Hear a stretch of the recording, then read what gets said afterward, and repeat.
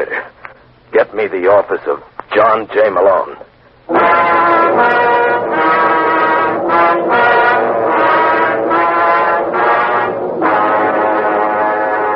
Murder and Mr. Malone. You've read about John J. Malone in Craig Rice's best-selling mystery novel. You've seen him in her hit motion pictures. Now, for the first time, you can enjoy his baffling stories over the air through the adventures of fiction's most famous criminal lawyer in Murder and Mr. Malone.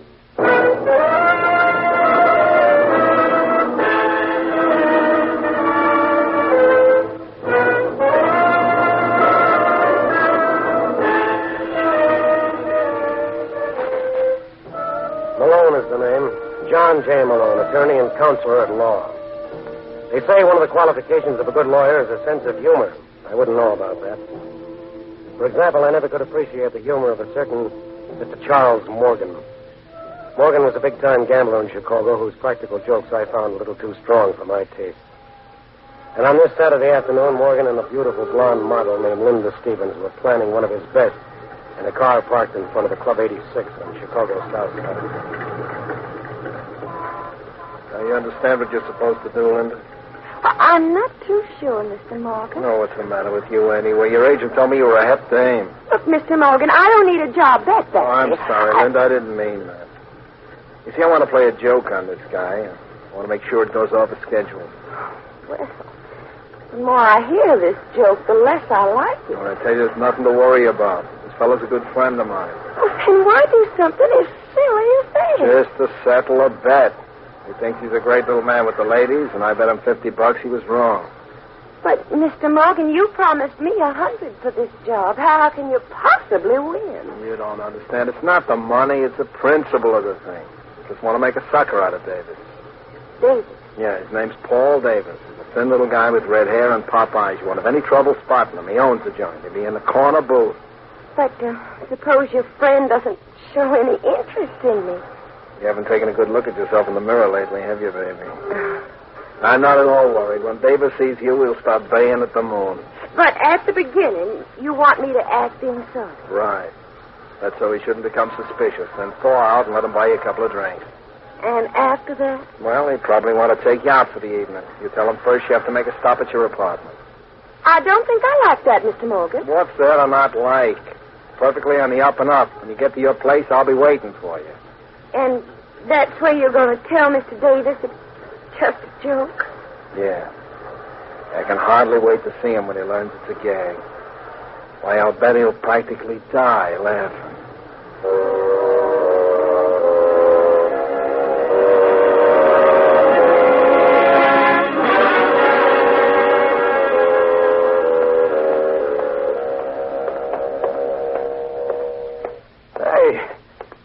Anyway, Linda? Oh, it's just the next floor, Mr. Davis. Oh, cut it out. You promised you were going to call me Paul. I'm sorry. Paul, do you know a man named... A man named who? Oh, forget it. You know, I don't get you, Linda. When I first saw you in the club, I immediately said to myself, now, there's a dame with class. I was surprised when you gave me a thumb. Well, I don't often do things like that. It was an impulse, eh? Uh-huh. Yeah, I understand. I get them all the time. Huh? Where do we go now? Oh, it's this apartment right here. Oh, hey, let me help you. No, it's all right, thanks. I can manage. Well, come in. Thanks. Hey, nice layout you got here, Linda. I think I'm going to like this. I wouldn't bet on that, David. Morgan. Oh, then you do know each other. You dirty little double-crosser. Oh, no. He told me it was a joke. Well, the joke's over now, honey, so you can beat it. Now, see here, Mr. I Morgan. said beat it. If you're a smart girl, you keep your trap closed. Now, go on. Listen, Morgan. Shut up. I don't want any conversation with you, Davis. Just want my dough. What dough? Don't welsh. 60 grand, you owe me. Oh, that. What do you think I was talking about? Well, you see, I'm kind of low, Morgan. I've been running in tough luck lately. From now on, it's going to get worse. You know, all the boys are laughing at me for letting you hang me up. Man in my position can't afford that, Davis. Might give other people ideas. Look, Morgan, Suppose I pay you a little at a time. What do you call a little? I can give you 10 grand now, and the balance... Keep your hands down. I was just going to get my wallet. You got that dough on you? Oh, yeah. Okay, let's have it. Oh, sure. I was going to give it to you all the time. All right, Morgan, get him up. Put away that gun, Davis. At your age. Well, Mr. Morgan, who's the joke on now? I guess it's me. And you're not kidding. That's okay, Davis. I'll see you again. Now lay your odds. Next time you won't be this lucky. Now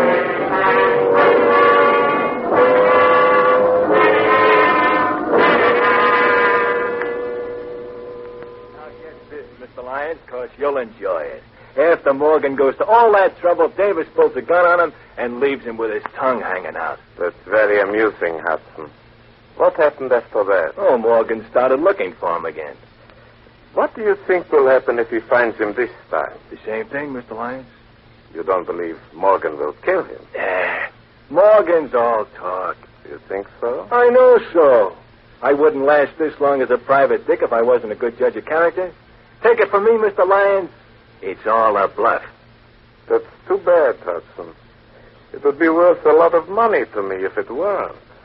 Oh? How much is a lot of money? What's the difference? You're not interested. Try me. $2,500. You're right. At that price, I'm not interested. It isn't worth more. Everybody knows that Morgan has threatened Davis. You're on absolutely no risk. What have you got against Davis, anyway? That is none of your business. Either you want the job or you don't. Well, as long as you put it on that basis, Mr. Lyons, let me think it over.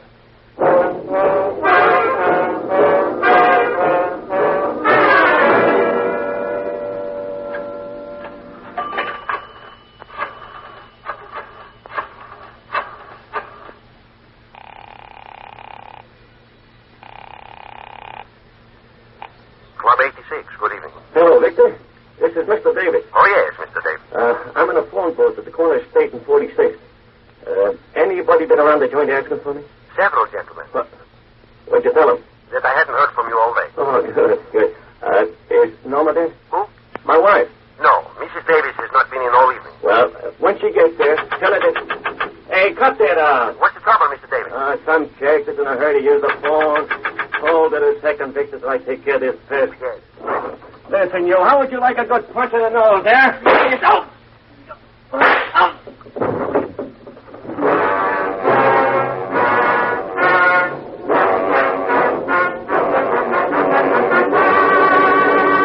You're listening to Murder and Mr. Malone.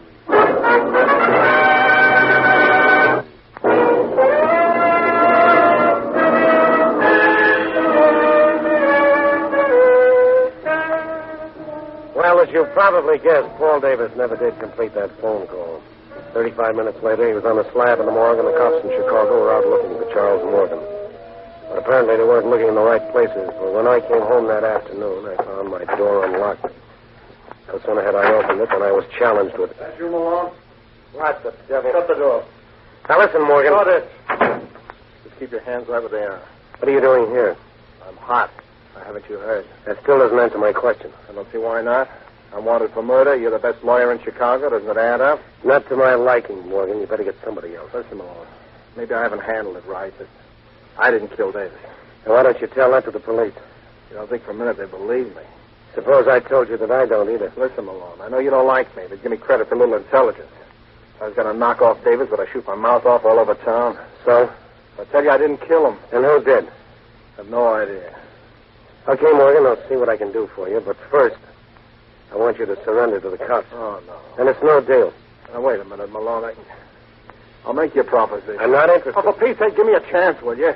Thought a man is presumed innocent till he's found guilty. You lawyers just say that because it sounds good. Well, we haven't... I'm convinced with any luck you can clean this up in a couple of hours. If you haven't by then, I'll give myself up. What'll you do in the meantime? Stay right here. Now, what's to prevent me from walking out and calling the police? Nothing. Oh, you, just trust me, huh? That's right. Now, this is against my better judgment, Morgan. But you got yourself a lawyer.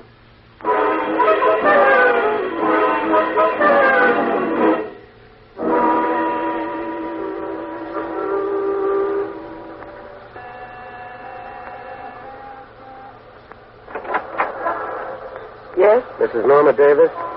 that's right. My name is John J. Malone. I'm sorry to bother you at a time like this, but I'd like to ask you some questions about your husband. I've told the police everything I know. I'm working on a different angle. Come in. Thank you. Now, what is it you want to know? Have you any ideas who might have killed your husband? Yes. Charles Morgan. I mean, besides Morgan. No, Paul didn't have an enemy in the world. Well, you know, that's not true, Mrs. Davis. Your husband wasn't exactly the most popular citizen in Chicago. How dare you say that to Well, me? I Now, only who meant- have you talked that way about him? I'm tired of these insinuations. What do you know of the kind of man Paul was? I'm sorry. Oh, you're sorry. Go on and get out. Mrs. Davis, I don't want to I- hear any more about it. Leave me alone. Permit me to congratulate you, Norma. That was a marvelous performance. Thank you, Raymond. You think I convinced Mr. Malone that I was a heartbroken widow? How could you help it when you practically convinced me? Come here, darling. Let me console you.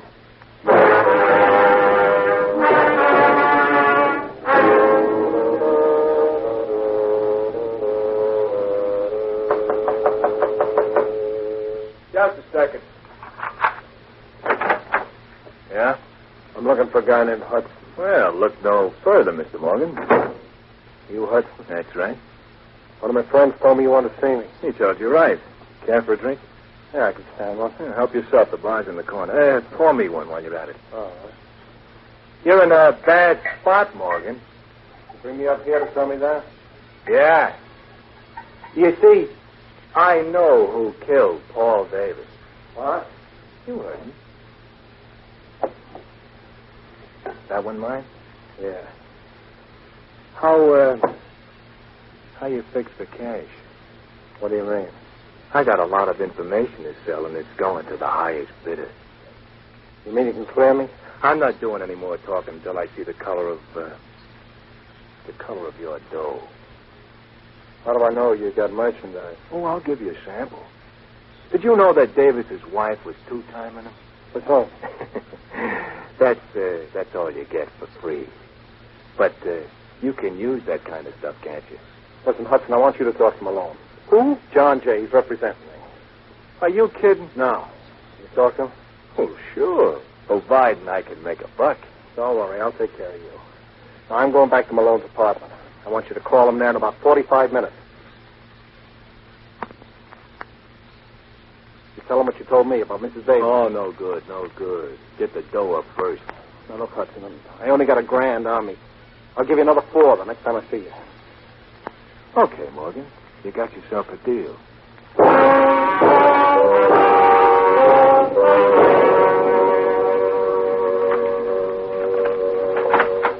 Morgan? Morgan! Oh, great. Yes, sir? Vincent, this is Mr. Malone. There was a man waiting in my apartment. By any chance? Never mind.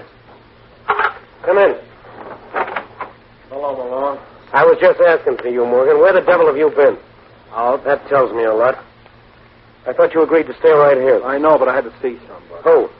Suppose you tell me what you found out first. Well, not very much. Every lead I explored came back to you.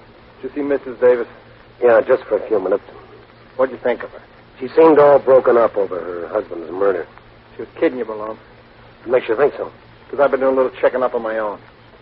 She's been holding hands with some guy who wasn't her husband. Where did you get that from? Private Dick, named Joe Hudson. Oh, that lion. I don't care what he is, Malone. He's got the evidence to clear me. Who did he say killed Davis? He wouldn't tell me. But I made him promise to talk to you.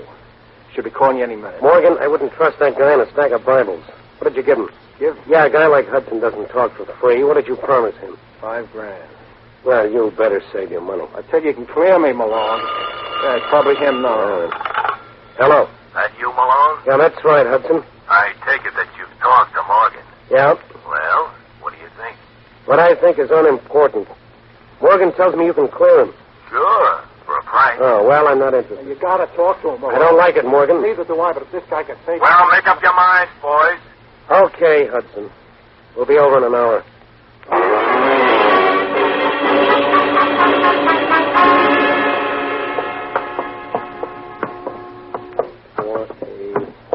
It must be down the hall. No, here it is. I want you to let me handle Hudson, Morgan, and keep your mouth shut. You're the doctor. What's keeping him? I don't know. Maybe went out, huh? Oh, I doubt that. How can you tell? Take a peek at that keyhole. Can't see a thing. Yeah, because the key's still in the lock. That means Hudson's got to be in there. Hey, Hudson, open up! Hudson! All right, Morgan, give me a hand. What are you going to do? Break it down. Shouldn't take too much effort either. Let's go. One more should do it. Heave. Hudson! Hudson! Where the devil is that light switch? Oh, he's somewhere around the door. Watch yourself, Morgan. Wait till I strike a match. I got it. There we are. Malone! Yeah. Is he dead? He's either that or asleep. And with that knife in his back, what do you think?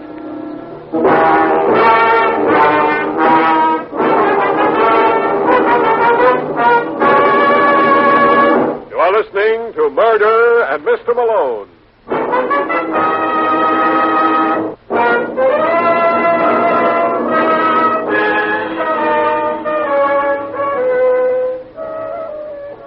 20 minutes after we found the body of Joe Hudson, Lieutenant McGraw of Cook County Homicide arrived. You should have seen his face light up when he spied Morgan. He acted like a man who was prospecting for silver and found gold. It was a nice piece of work, Malone, a very nice piece of work. All right, Morgan, let's go. Hold it, Lieutenant. He's not the reason I called you. No, I know, but I'm not complaining. Told you not to call him Malone. I'm beginning to think you're right, Morgan. For the same nickel, I could have phoned somebody with brains. Now, what kind of a crack's that? Well, in case you haven't noticed, Lieutenant, there's a body lying on that sofa. Yeah, it'll keep. But as long as you raise the point, why did you kill him, Morgan? Are you crazy? I just got here with Malone. Don't hand me that. It's the truth, McGraw. So you're going to be his alibi? Yes, and you better listen unless you want to look like a jerk when we go to trial. Oh, yeah. How long would you say Hudson was dead? Not too long. The body's still warm.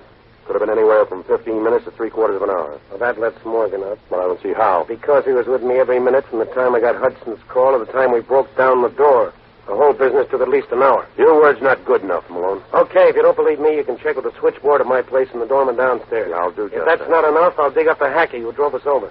Well, that still doesn't mean Morgan couldn't have killed Davis. Oh, use your head, Lieutenant. You know both these murders were committed by the same party. Hudson knew who it was. That's why he was killed. I still say it was Morgan. Oh, you're crazy. Hudson was going to clear me. Keep quiet, Morgan. All right, Lieutenant. I'll advise him to confess if you can show me one thing. What's that? How did he get in here? You can see the only door was locked from the inside. So what? He could have used the window. Oh, yeah? Well, take a look.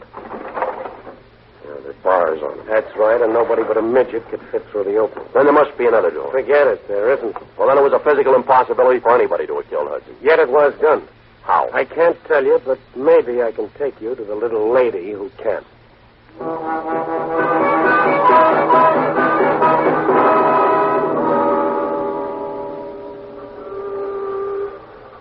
All right, now listen, Malone. If the DA ever finds out I let Morgan go, he'll have my... Wait a minute. Isn't this the house where Paul Davis lived? That's right, Lieutenant. Well, you can't bother his wife now. Why not? Because her husband was just murdered. Oh. Well, she may surprise you with what she knows about it. Morgan told me she was being romanced by some character. Who was that? I don't know. Apparently neither did Davis. You asked me, McGraw. I have a... Yes? Hello, Mrs. Davis. Remember me? Not too pleasantly. Oh, may we come in? I'm sorry, Mr. Malone. I'm busy. This gentleman would like to ask you a couple of questions. This gentleman means nothing in my young life. You never can tell. He's a lieutenant in the Cook County Police. Oh. Well, it's just that the house is in such a mess. Well, we promised not to stare. Who was it, Norma? Norma! I think you're being paged, baby. It's nothing, Raymond. For a moment, darling, I was... Hello, Lyons. Malone. Lieutenant, I can explain everything. Sure you can, but suppose we do it downtown, huh? Downtown? It's customary, Mrs. Davis, when the police are questioning suspects. But we've done absolutely nothing. Nothing but murder your husband and a man named Joe Hudson. That's a lie. Do you deny that you and Lyons were busy in the romance department behind your husband's back? Yes. And what's Lyons doing here now? He's just helping me. Like he helped you murder Joe Hudson? No. Just a moment, Mr. Malone. I thought this gentleman was the officer of the law. Yeah, you're right, Lyons. But if you think my questions are going to be any less embarrassing, you're in for a bad shock. Joe Hudson was murdered at 10:45 tonight. Now, where were you at that time? With Norma, here. That's right. Oh, now that's what I call a wonderful alibi, Lieutenant. Too bad there wasn't anyone else around to substantiate it. Oh, but there was, Mr. Malone. A justice of the peace in Cicero. I think he may remember us. Why should he? Because I gave him $100 to perform the marriage ceremony that made Norma here Mrs. Lyons.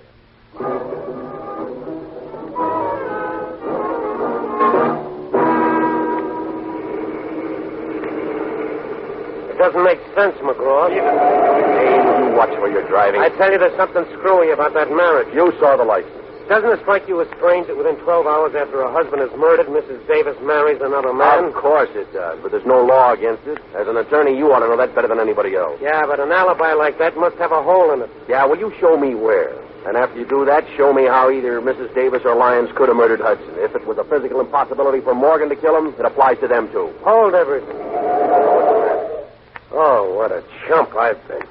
Yeah, well, they say confession's good for the soul. I tell you, I got the answer to all of it, Lieutenant. On the level, Malone? Yeah, I know who killed Hudson. And with the help of Morgan, I'm going to prove it.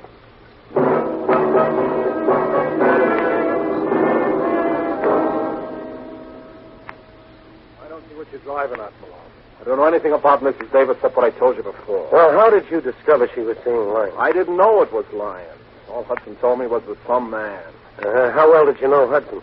I met him for the first time today. He got in touch with one of my friends and said he wanted to see me. Oh, well, that puts us right back where we started. Oh, look, why don't we drop the whole business, Malone? Yeah, you'd like that, wouldn't you? Sure. Cops know now I couldn't have killed Hudson. That's where you're wrong, Morgan. You mean they still... No. But I do. What are you babbling about? I know how you managed it. Do you? Yeah, it was pretty clever. I can't blame myself for not seeing it sooner. No wonder you insisted I go and see Hudson. Still waiting to hear you explain how I killed him. I'm saving that for the cops. Don't kid yourself, Malone. You've done all the talking you're going to. Oh, put away that gun, Morgan. You don't think I'd be fool enough to come up here alone? Funny, I don't see anybody around. You're not looking in the right place. Get down, Malone. I'm warning you, Morgan. You better throw your gun in the middle of the road. You want it, Lieutenant?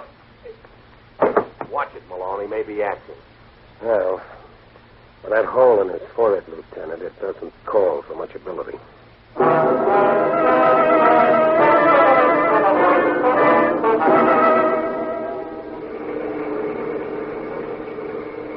You can drop me off at the corner, Lieutenant. Well, it's been grand. Hold it just a minute, Malone. Aren't you forgetting something? I got a report to make. Only stopping. You are. Well, you know that Morgan killed Davis. Oh, sure. I was the first one to say so. Yeah. You should have stuck to your guns. Well, when you tossed in all that razzle-dazzle about Hudson's murder, you kind of threw me. Now, don't feel too badly, Lieutenant. I was right with you. Of course, I'm reconstructing now, but this is what must have happened. Lyons tried to hire Hudson to bump Davis. Hudson said he'd think it over. When Davis was killed, Hudson knew immediately that if he didn't do it, Morgan must have. Well, I don't see how that follows. It could have been Lyons. Oh, no. If Lyons were willing to do the job, why did he approach Hudson in the first place? Oh, no. It had to be Morgan. When Hudson realized that, he tried to shake down Morgan. He even told Morgan if the price were right, he might be induced to frame Davis's wife. So Morgan played along with him.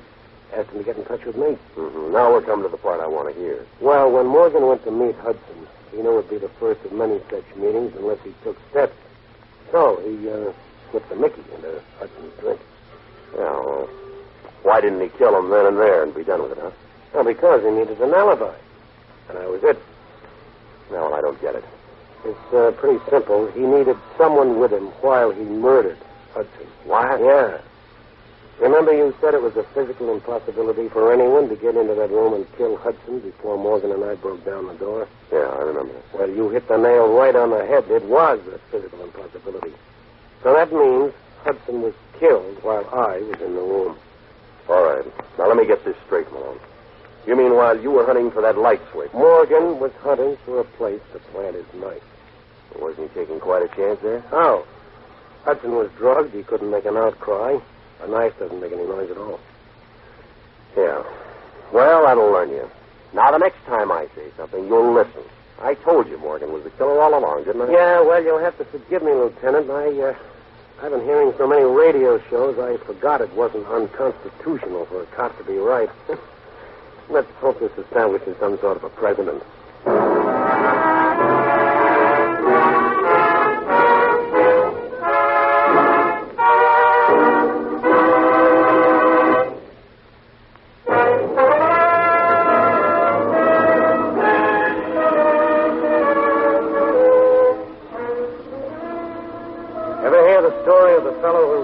To pay protection money. He believed in freedom of enterprise. He learned the hard way that murder is a bad business. I'll fill you in on the details next week. So why not pick me up at my office at the same time? I'll be waiting for you. Good night. Frank Lovejoy was starred as John J. Malone and appeared through the courtesy of Story Productions. Our program is directed by Bill Russo with music by Johnny Duffy. Murder in Mr. Malone is produced by Bernard L. Schubert. And now this is Art Gilmore inviting you to tune in next week. The events and characters depicted in this story were entirely fictional. Any resemblance to actual places or people, living or dead, is entirely coincidental.